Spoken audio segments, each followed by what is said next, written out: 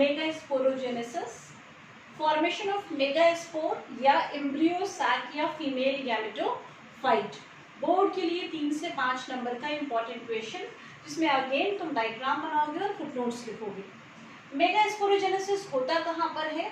तो ओवरी के अंदर ओव्यूल है और ओव्यूल के अंदर इस एम्ब्रियो सैक का फॉर्मेशन कहलाता है मेगास्पोरोजेनेसिस। मेगास्पोरोजेनेसिस या ओव्यूल के अंदर एम्ब्रियो सैक के बनने से पहले ovule is a mass of meristematic cell. यहाँ पर पहले से कुछ भी प्रेजेंट नहीं है, it is a mass of meristematic cell. Ovule का ये वाला एंड जहाँ पर माइन्यूट ओपनिंग है, इसको हम कह रहे हैं माइक्रोपाइल, जबकि अपोजिट एंड कहलाता है चैलिज़ा। और अंदर का जो सेल्यूलर कंटेंट है इसको हम कहते हैं न्यूक्लियस। सबसे पहले क्या होता है, एपिडर्मिस के पास या एपिडर्मिस के एग्जैक्टली इस फिगर के हिसाब से कहें तो एपिडर्मिस के ऊपर वाली जो सेल है या एपिडर्मिस के पास वाली जो सेल है, that differentiate into primary आर्चीस्पोरियल cell, वो प्रिकर्सर सेल है। प्राइमरी आर्चीस्पोरियल सेल डिवाइड करके 2 सेल बनाती है, बाहर वाली प्राइमरी पैराइटल सेल और अंदर वाली primary sporogenous cell. Primary parietal cell microsporogenesis में पॉलन ग्रेन की पॉलन सैक की वॉल बना रही थी, जबकि यहाँ पर इसका कोई भी रोल नहीं है। जबकि primary sporogenous cell is important and differentiate into megaspore mother cell.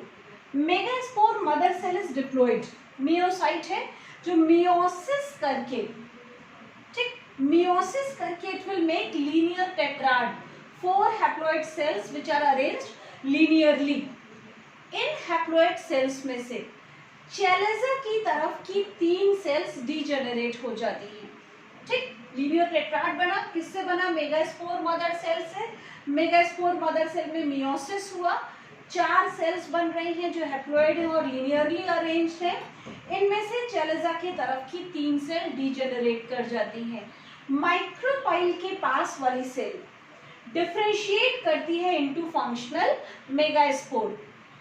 ये फंक्शनल मेगास्पोर इनिशियली यूनिन्यूक्लिएट है।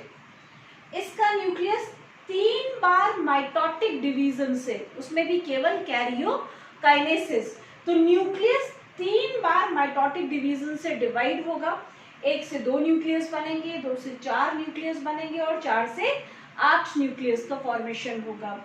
These 8 nuclei will arrange themselves in a specific manner, जिसमें से 3 चलेंगे टूवर्ड्स द माइक्रोपाइलर एंड, 3 चलेंगे टूवर्ड्स एंटीपोडल एंड चैलिज़ल एंड और 2 आ गए centre में।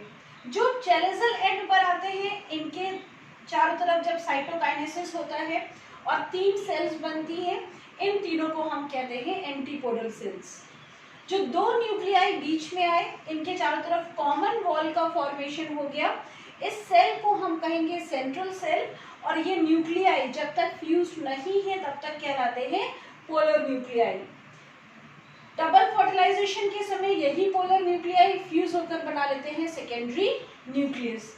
जबकि माइक्रोपाइलर एंड पर जो बीच में न्यूक्लियस है, ये साइटोकाइनेसिस के बाद बनाता है एग सेल, जबकि बाकी के जो दोनों न्यूक्लियस है साइड में, they are making synergid. Egg cell और सिनर्जिड को मिलाकर कलेक्टिवली कहा जाता है एग एपरेटस। इसके ऊपर सेल्यूलर थिकनिंग डिपॉजिट हो जाती है, कुछ केमिकल्स डिपॉजिट हो जाते हैं, और इस सेल्यूलर थिकनिंग को हम कहते हैं फिलीफॉर्म एपरेटस। फिलीफॉर्म एपरेटस का फंक्शन क्या है? To guide the pollen tube towards the egg cell. तो ये ओरिएंटेशन ऑफ पॉलन ट्यूब के लिए रिस्पॉन्सिबल है। क्योंकि पॉलन ट्यूब केमिकल से अट्रैक्ट होकर आती है, इसलिए पॉलन ट्यूब की ग्रोथ को हम कीमोट्रॉपिक मूवमेंट भी कहते हैं।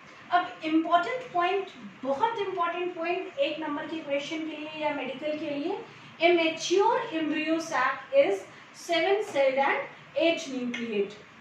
इसके अलावा इस 7 सेल्ड 8 न्यूक्लिएट एम्ब्रियो सैक के टाइप को हम कहते हैं polygonal type of embryo sac.